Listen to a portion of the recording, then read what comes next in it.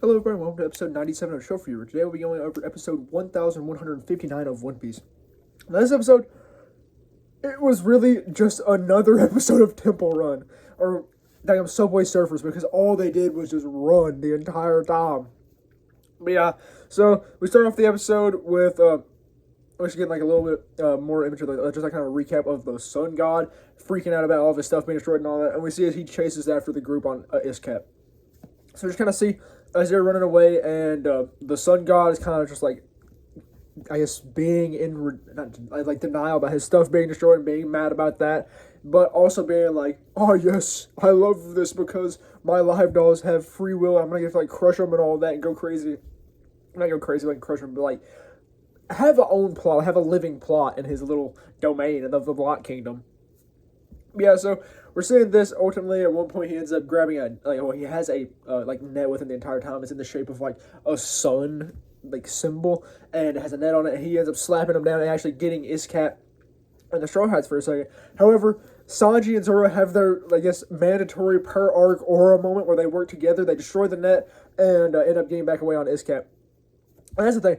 I'm a Zoro fan, day one Zoro fan since I started watching, but I love to see the aura moments with him and Sanji. Because Sanji, I like Sanji. I cannot legally say that as a Zoro fan, but I tolerate Sanji. But I do genuinely really like Sanji. And I love to see him and Zoro have their moments because, like, bro, peak duo. One of the best duos in all of One Piece. But yeah, even though they hate each other. But then after that, they kind of keep running some more.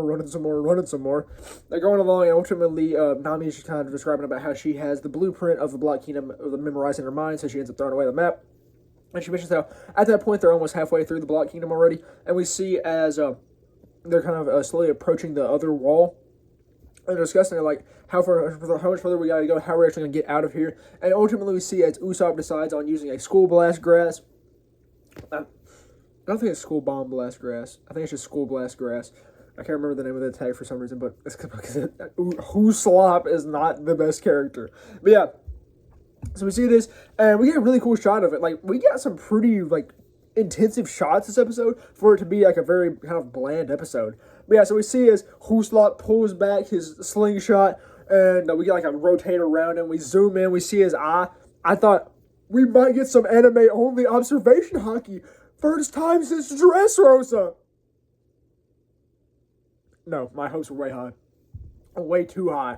Because, we get Twinkle of the Eye, he releases the Skull Blast Grass, it hits the wall, and we see it's like a really cool scene of it, like blowing up and all that, blowing blocks everywhere.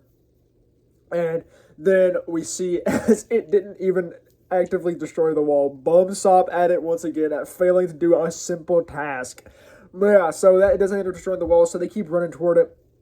And, the Sun God keeps pursuing them pretty quickly. And we actually learn that he is indeed a giant. And he is a member of the new era giant pirates, led by Harlden. And he was quite upset about the fact that Luffy would now be their leader and how now he'd be a subordinate to a measly human. So we kind of see as he's kind of fuming over this. And then one day his bird Mugen, who they killed last episode, ends up coming to him with the Sunny. He drops it off. The Sun God realizes, I'm just going to keep saying the Sun God because I can't even actually remember what his name is, but it hasn't been revealed yet, so I won't spoil his name. But yeah, so he ends up carrying the ship over there, and we see as the Sun God ends up like looking through, he's like, oh, they're here, and he ends up putting them all under sleeping gas, and that's how they got to the point that they were at the beginning of the season. But yeah, or episode 2 specifically. But so we see this, and we see as he actually reveals to the crew that he knows their names by calling them by name, and they're like, huh? Because he calls them Ultra Rare, Luffy, Ultra Rare, Usopp. Usopp goes, who? Me? Of course Usopp did, because even Usopp's surprised that he would be Ultra Rare. Gosh, I wish Usopp was still going. I kind of loved Usopp back in the day, bro. Water 7, Luffy versus Usopp, that was peak cinema. Literally, I think that's literally the closest I've ever been crying in One Piece. Yeah, that was emotional hit. But yeah, so we saw that, and they just keep going along, and ultimately they end up getting to the wall as crap. The Sun God keeps stumbling after Iscat, but Iscat has also kind of been like slowed down a bit, so he's slowly gaining on him. Then Nami goes over to Usopp and she's like, yo, is it anyone's fault if someone gets hit by a natural disaster? He's like, no, because it's just a random occurrence. Well, she ends up whipping out the climb attack, the weather rod, and releasing Zeus and slowly building up clouds. And then the sun god looks up and he's like, I didn't spawn these clouds. And then we see as Zeus prepares to release a lightning strike, and he blasts down on the sun god. This was like one of Nami's most aura moments. I think this is like the most animation budget they've ever put into Nami, because like this was a sick scene. Like they had like her, the lightning strike, like everything. Like it was beautiful scene. Like I said, this episode had like crazy good animation to just be like a generic episode. That's kind of one thing that I love about the new season of One Piece is the high quality animation. It gets like it's like good episode and Egghead level quality animation. Like almost every episode, it's got at least every episode has like a really good scene of animation so far. But yeah, so we see this, and ultimately the sun god is struck down. Then we see as Iskit continues to run faster toward the wall, and Luffy like grabs his ears and looks all goofy. And he keeps running. Ultimately, Luffy jumps off as they hit a ledge and does a partial Gear 4. I really like this because Gear 4 is probably my favorite transformation of Luffy's, especially Snake Man. But yeah, so we see this. He does his partial Gear 4 just transformed, I believe, his right arm. And then he hits a Kong gun and blasts the wall, destroying it so they can finally escape out into the world of Elbaf.